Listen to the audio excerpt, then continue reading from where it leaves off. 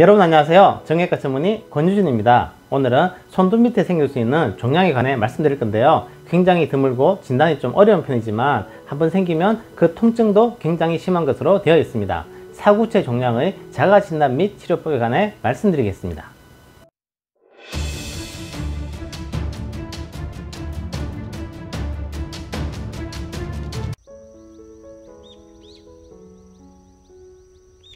사구체 종양이라는 것은 비교적 드문 양성 종양으로서 주로 손톱 밑에 발생하는 것으로 되어 있습니다.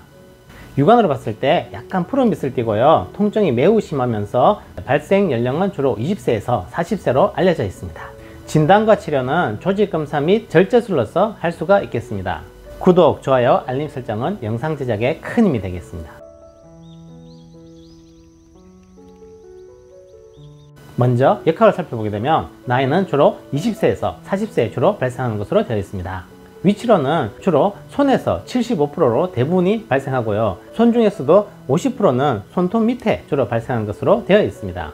엑스레이를 봤을 때 종양이 있는 부위에 원위주골에 뼈가 약간 패여 있는 그런 모습을 발견할 수가 있고요. 그 외에 흔하진 않지만 발생할 수 있는 부위로서는 손바닥, 손목, 전완부, 족부 등에서 발생할 수도 있겠습니다.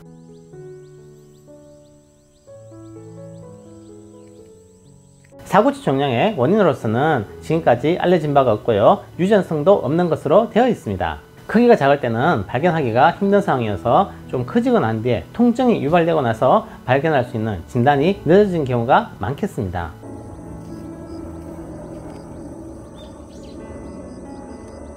해부학을 살펴보게 되면 이름이 사구체 종양이어서 사구체란 말이 약간 어려워 보이는데요. 사구체라는 것은 손끝, 발끝에 있는 혈관 주위에서 온도를 조절하는 그런 기관입니다.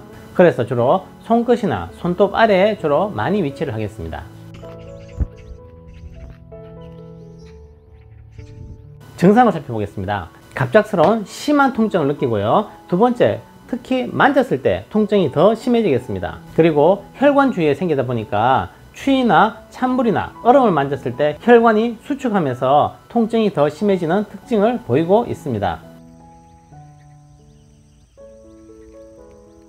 이학적 검사를 하게 되면 주로 손톱 아래에 작은 푸른색의 결절 혹은 푸른색의 점을 발견할 수가 있겠습니다.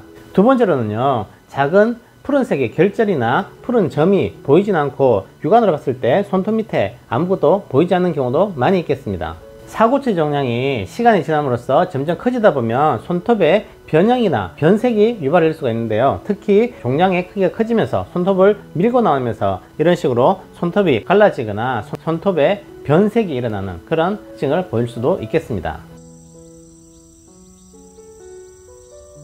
이학적 검사로서 첫 번째로 러브 테스트가 있습니다. 볼펜 끝이나 날카로운 것으로서 손톱 끝에 있는 이런 푸른 결절을 눌렀을 때 날카로운 통증을 느낄 수가 있겠습니다. 이것은 민감도는 100%로 아주 높은 것으로 되어 있지만 정확도는 78%로 약간 낮은 것으로 되어 있습니다.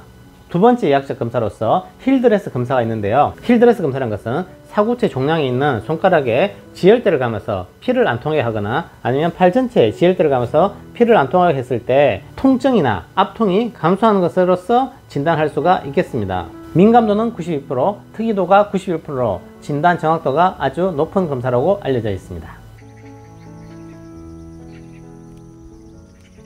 병원을 방문하시면 진단을 위해서 엑스레이와 MRI를 검사를 할 수가 있겠습니다. 엑스레이 검사상으로서는 손톱 밑에 종양위에서 이 원위지골 뼈가 살짝 이렇게 패이는 현상, 이것을 미란이라 하는데요. 이런 엑스레이 소견을 볼 수가 있고요. MRI가 진단의 가장 중요한 검사가 되는데요. MRI를 통해서 이렇게 하얗게 보이는 종양을 직접 관찰할 수가 있고 크기와 위치, 얼마나 깊은지를 판단할 수가 있겠습니다.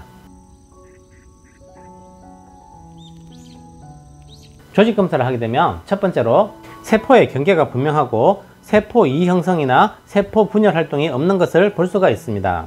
두 번째로는 검은색 핵을 가진 작은 둥근 세포를 많이 볼 수가 있겠습니다. 그리고 이 세포들 사이사이에 이런 많은 혈관들을 볼 수가 있는 것이 조직 검사의 특징이 되겠습니다.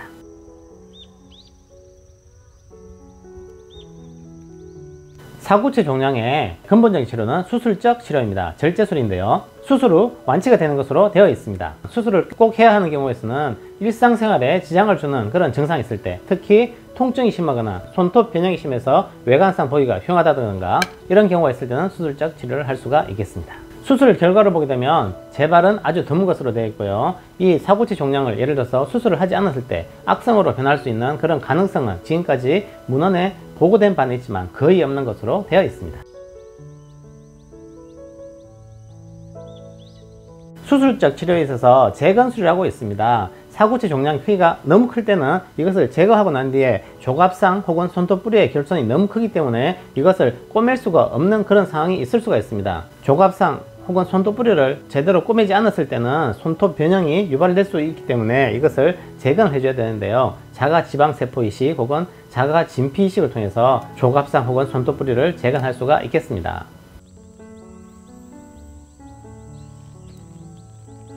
수술 후 합병증으로서는 손톱 변형이 발생할 수가 있는데요. 손톱 변형이 발생하는 원인으로서는 사구체 종양을 제거하고 난 뒤에 조갑상 혹은 손톱 뿌리를 제대로 봉합을 못해서 결손이 있거나 했을 때 이런 손톱 변형이 생길 수가 있고요. 두 번째로는 사구체 종양의 경계가 불분명해서 이것을 완전 절제를 못했을 때 재발하는 경우도 있을 수 있는데 재발하는 경우는 그렇게 많지 않은 것으로 되어 있습니다.